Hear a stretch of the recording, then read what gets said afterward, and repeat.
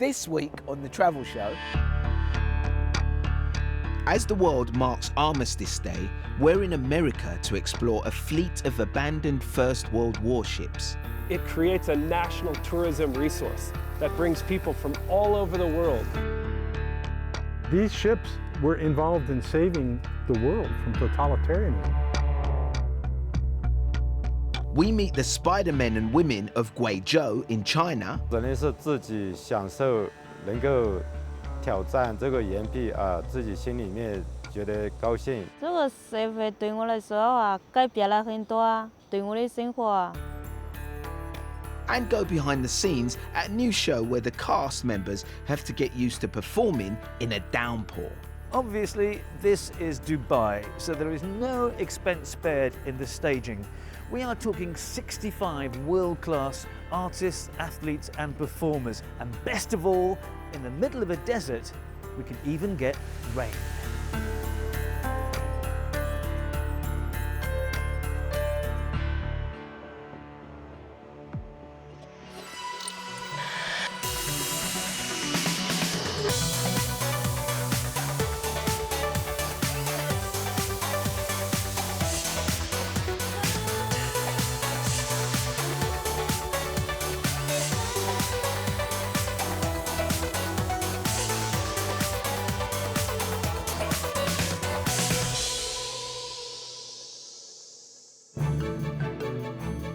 The Potomac passes some of Washington, D.C.'s most iconic landmarks.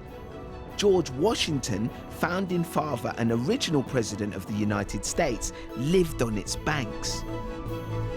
But follow the river just 30 miles south and you'll discover a section that's a world away from the capital's boulevards and monuments. This is Mallows Bay, and it's a paradise for kayakers. When you look round, you can see why. There's so much natural beauty here, and the wildlife is amazing. When the bay is full, you might assume it's just another beauty spot. But as the tide rolls out, its secrets are revealed. This is what remains of potentially the largest group of World War I ships anywhere in the world. And I'm here a century after the United States entered the conflict. The wreckage of around 100 war-era vessels can be discovered here. To find out how they ended up 30 miles south of Washington, D.C., I've arranged to meet marine expert Donald Shamet. Hello there. Hello there. Oh, here we go. How are you? Nice to meet you. Lovely to meet you. When we entered the war, we didn't have much of an army, we didn't have much of a navy, we didn't have much of anything. And when we asked the Prime Minister of England, David Lloyd George, what can we do? He said, ships, ships, and more ships, because 1 out of every 2 ships was being lost a week that sailed from England or France. And the supply line was stretched. There was the threat of starvation. By 1918, we outstripped the United Kingdom, Great Britain, in shipbuilding.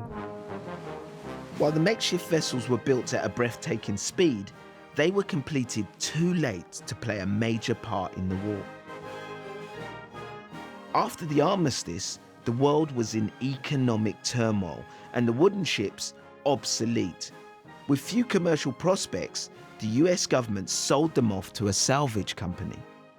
The company eventually brought them over here, and they build a burning basin over here. They take the ships, burn them down dry, and get the maximum metal out of it. So is this like a graveyard for It is a obsolete graveyard. ships?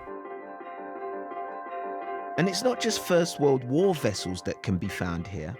Donald claims the oldest wreck dates all the way back to the American War of Independence, 240 years ago. In total, it's estimated the area holds the remains of almost 200 ships. This wreck is a latecomer. She's called the Accomac, and she was built in the early 1920s as a passenger ferry.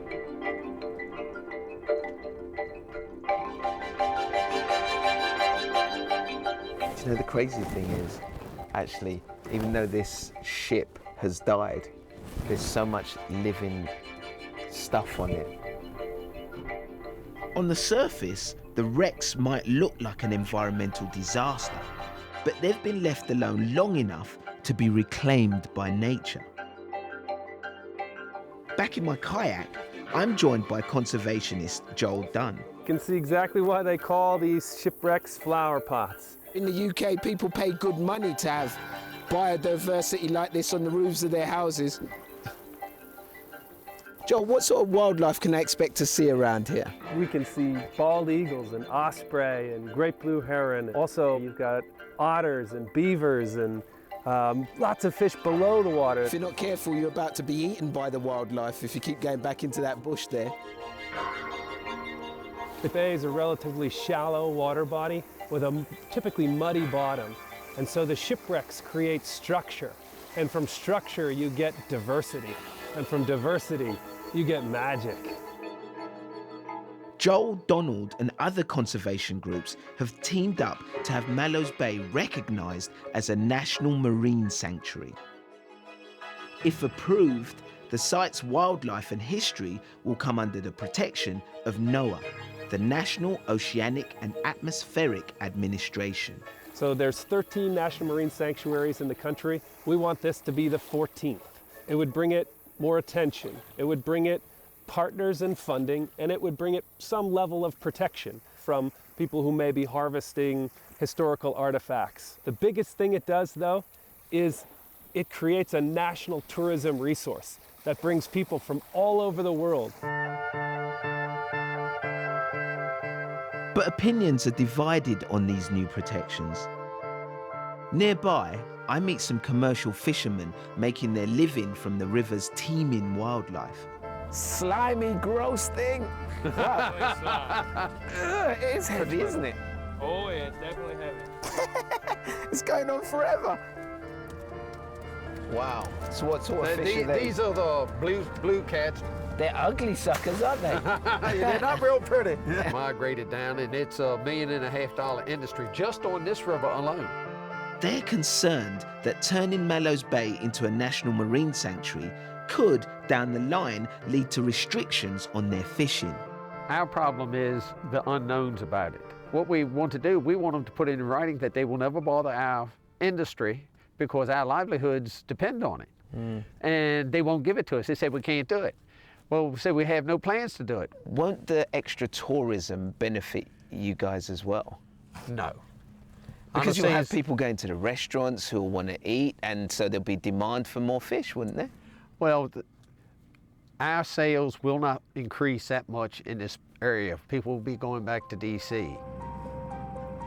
The organisations behind the nomination insist their plans won't impact fishing.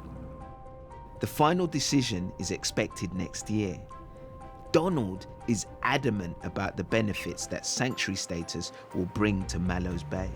The visitation will enlarge enormously after it becomes a national marine sanctuary. We want America to see this. We want the world to see this. This is a world-class site. These ships were involved in saving the world from totalitarianism. This is important. Since the project began 45 years ago in 1972, there have been 13 marine sanctuaries designated all across the United States. You can find the first site off the coast of North Carolina, the final resting place of the USS Monitor. The Monitor fought on the Union side in the American Civil War and took part in the first ever naval battle between ironclad ships. Diving down to the wreck requires a permit, so if you don't want to make the plunge, you can head to neighbouring Virginia, where a full-size replica is on display at the Visitors Centre. For those who prefer warmer waters, Florida Keys is home to one of the world's largest living barrier coral reefs. There is also estimated to be 1,000 shipwrecks spread across the ocean floor. It was declared a sanctuary in 1990, and the protection zone takes in almost 3,000 square nautical miles. Over on the west coast, near California's Big Sur, is Monterey Bay. It's a popular site for nature spotters and has been called the Serengeti of the sea, a reference to Tanzania's famous wildlife reserve. And if you want to visit on a marine safari, from around November to February, you can spot elephant seals during their breeding season. The seals are a triumphant conservation story. Once, they were almost hunted to extinction. Now, there are more than 200,000 worldwide.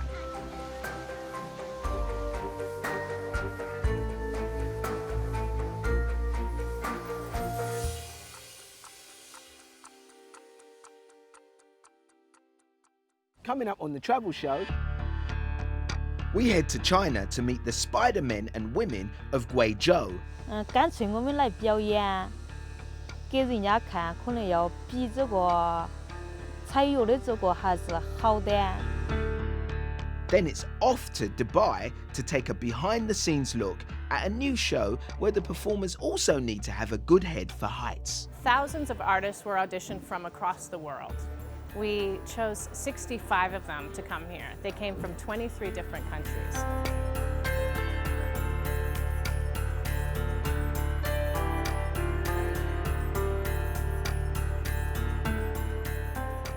so don't go away.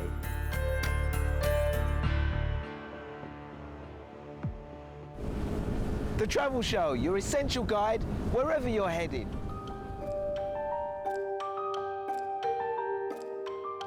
Next up, we're travelling to China's Guizhou province, home to the Miao minority group. For centuries, they've climbed the region's sheer cliff faces without ropes. In the past, they did it to collect herbs for traditional Chinese medicines, but we heard that they're now putting their skills to a different use, so we went to meet them. And it goes without saying, please don't even think about trying this at home. 他们说这个就是男生去学的，不得女生去学的。但是我想男女应该平等吧，我可以去学的，然后我就来了，就是变成现在的当地资助人。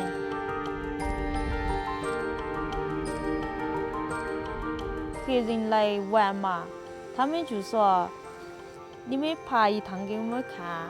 所以就拿点钱，干脆我们来表演，给人家看，可能要比这个彩油的这个还是好的。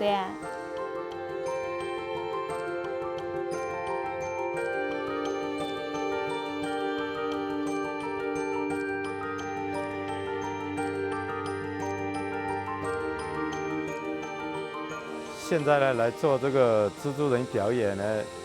比以前采药的收入比较好，我们可以不到外面去打工，能够在我们本地呢可以找到这个自己的钱来用，所以呢，做蜘蛛人是方便自己在家乡能够找到钱。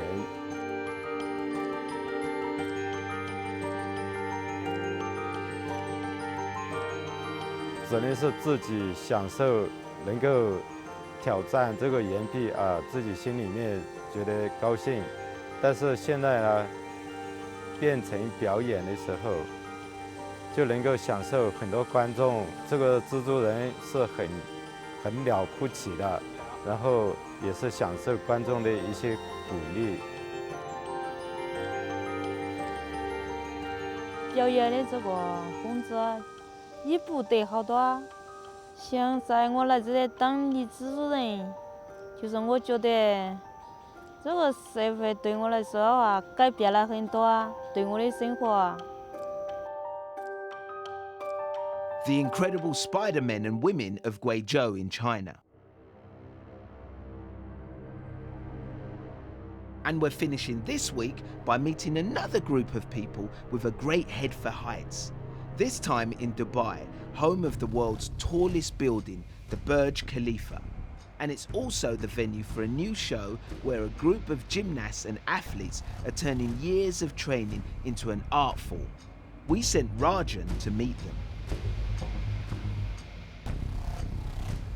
Dubai might be known for its skyscrapers and luxury lifestyles, But it's here in this basement rehearsal room that the Emirates' latest attraction takes shape.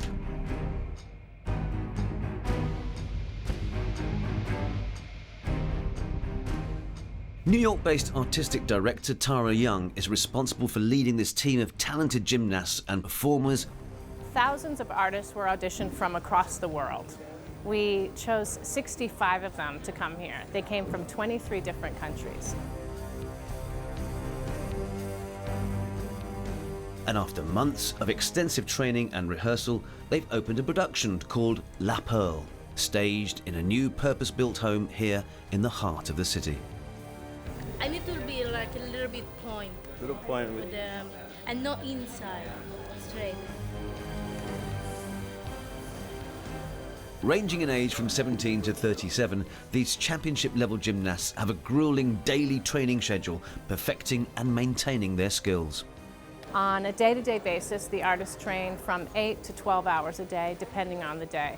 What's unique now in operation is we're operating between 8 and 10 shows a week. So on top of their show schedule, they're also doing training.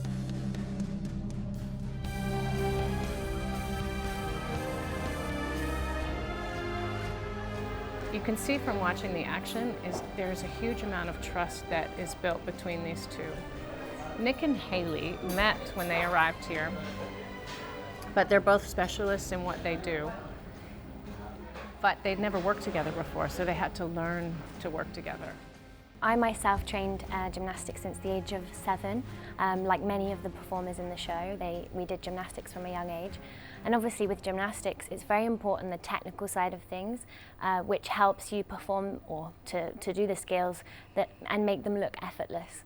And that's a really big part of our job as artists, to really give intention to what we're doing, but also to make it look effortless, you know. And obviously after many years of training, it does become fairly effortless. I mean, obviously we have to put an effort in, but it's making it look clean and simple to the audience to make them feel that they could maybe try that skill and succeed, but obviously it's a lot harder than it looks.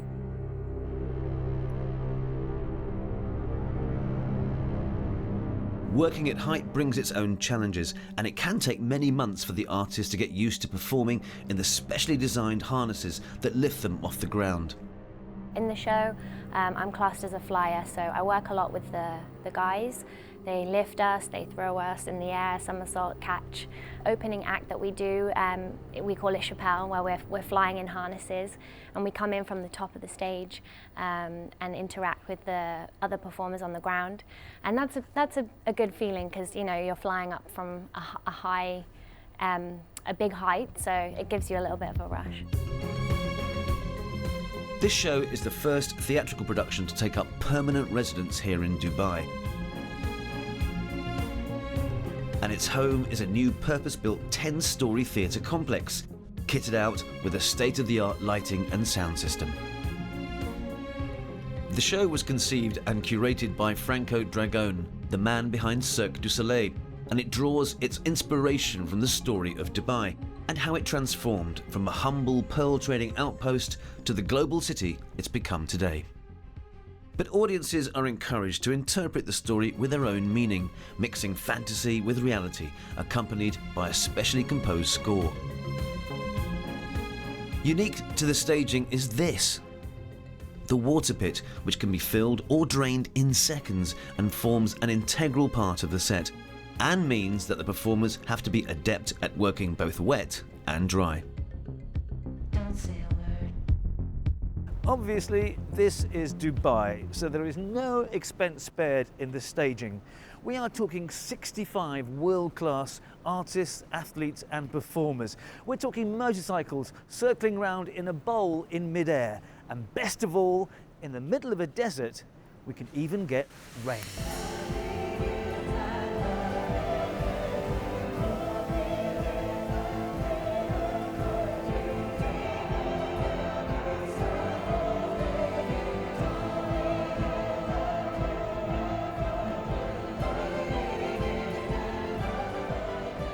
Next year, Cirque du Soleil completes its 20th anniversary in residence in Las Vegas, and the creators of La Pearl are hoping that their production will be equally as successful in its new permanent home here in Dubai.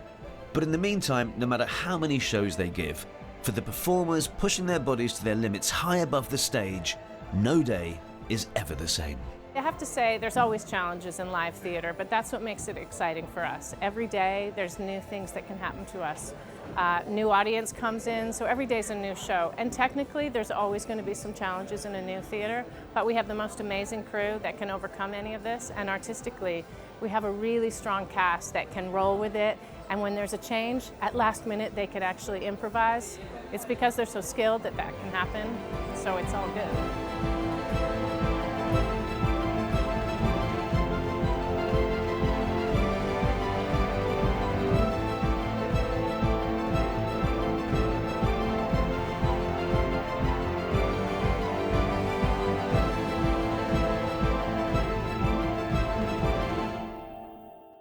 That's it for this week. Coming up next week, Carmen's in Japan learning about what's being done to help save one of the country's most beautiful train lines. I never expected this tiny station to be so busy. I don't think we're going to get a seat.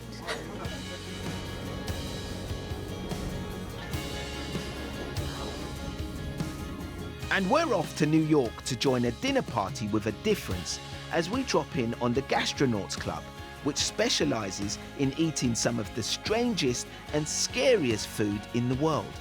Oh dear. One of the biggest misconceptions about the Gastronauts is that we just eat crazy things for the sake of eating crazy things. That's not true. The things that we eat are actually really, really delicious. and don't forget you can keep up with us in real time by following all our social media feeds. All the details should be on your screens right now. But for now, from me and all the Travel Show team here in Maryland, it's goodbye.